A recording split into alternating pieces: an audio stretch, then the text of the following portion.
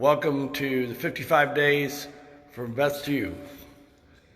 I'm just so you saw me dancing on day 11. Day 12, I'm here preparing to go into a divine liturgy for the first resurrection that we celebrate in the Greek Orthodox Church. I wanted the icon of the resurrection behind me today just because of the thoughts I had. I woke up with 3 thoughts today because, it's been a very unusual journey this Lenten season and Holy Week for us. Just like it's been for you.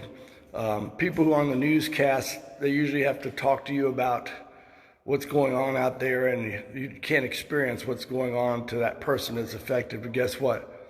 All of us are affected by this, aren't we?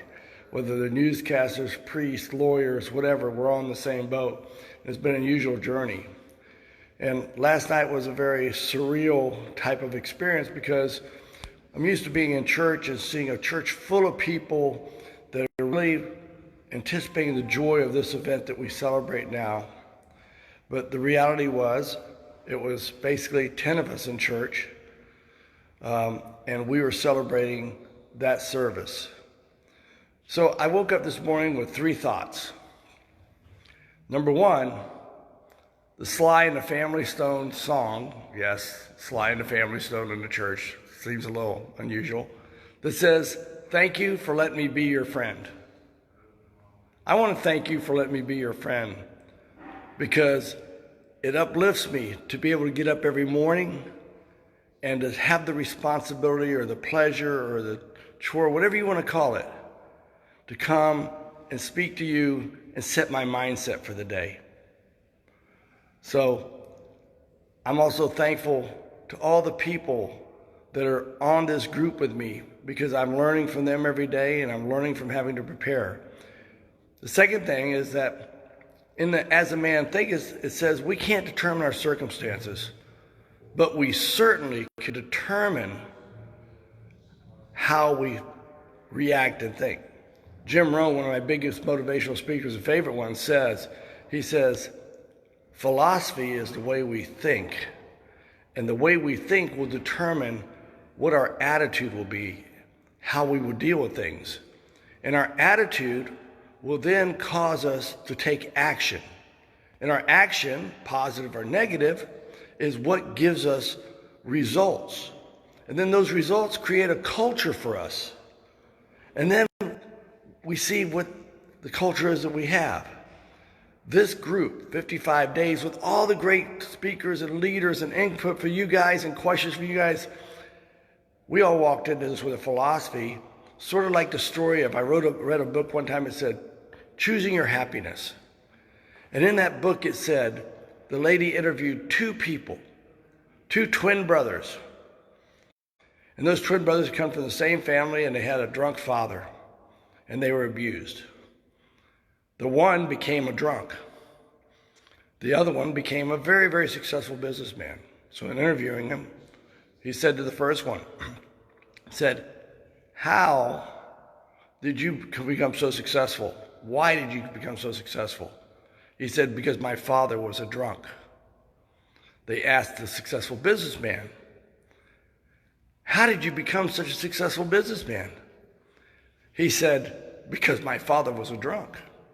Same circumstances, different thought process, different philosophy of life, and actions that they took.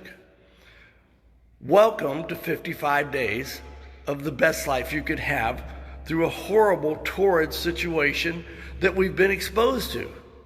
Our thoughts, our actions, they're going to be what we make them to be in the outcome here. My final thought before we get to go to our Divine Liturgy and small resurrection celebration this morning is my icon of my name day behind me. The resurrection of Christ that we celebrate. Isn't this truly, because of our actions, a resurrection for us?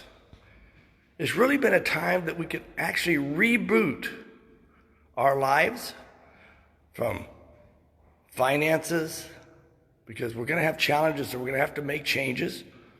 Friendships. I think one of the most fulfilling things I've been able to do during this time is to reach out to friends I haven't talked to. And when you make that phone call, do this today. Pick 5 friends you haven't seen in a while. Call them and say, hey, I wanted to just check on how you're doing and see how everything is. And you're going to see this. You're going to hear happiness on the other side. And they may be down, but if you're up, you have an opportunity to transfer that energy to them and lift them up. Number 3 is think of your fitness. You've been able to change your fitness level already. I talk to people whose energy levels are up. They're feeling less pain. They're maybe not as reliant on some medications they took because they were taking anti-inflammatories every day or anti-anxiety. But when you go through the meditations with Ariel, you do your journal like Heather, you listen to Tony, then all of a sudden you start to change. And then for me, this is a big part of the weekend, and that's family. Embrace your family. They may not be there, but you know what? Sit down, set your little iPad or your iPhone or your Samsung like I have, set it down in front of your meal, call them and say, hey, let's have lunch together. Let's set it up, have lunch together, and just talk, just like you're across the table. Some people won't be able to be with people. I'm blessed. I'll get to see my daughter today or tomorrow because we're going to cook a traditional lamb dinner and have it together in my house. So some people don't have that. And then think of the opportunity we have in our faith to find ourselves, to recenter ourselves, to go forward and make our lives the best they can be. And the final one is in our career that we have. This is a time for me that's been able to reboot. As personal trainers, we've had to look at things like virtual training, educating our clients, creating a bond with you so you know we're more than just trainers. We are true health catalysts. We are agents of positive change. We embrace that, we love that, and that's what we want to do. We want you to change your life to the positive in this program. So remember, thank you for letting me be a friend.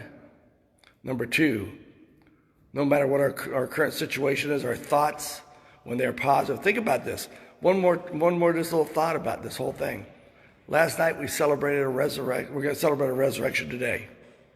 There were 3 women at the tomb this morning that found out this. But they went out and spoke a very positive message. And look how powerful, whether you believe in the faith or don't believe in the faith, it exists with millions of people around the world, from 3 people speaking positive and good things.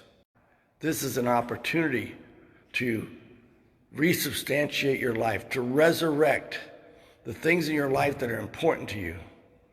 So I hope you have a wonderful day as I'm going to have today.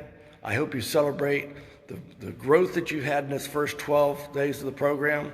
And remember, things are getting close to us being through it. We're fighting through it. We're going through it in a positive manner. I encourage you to keep the journey, to keep the battle, and to stay with us. God bless, and may you be blessed.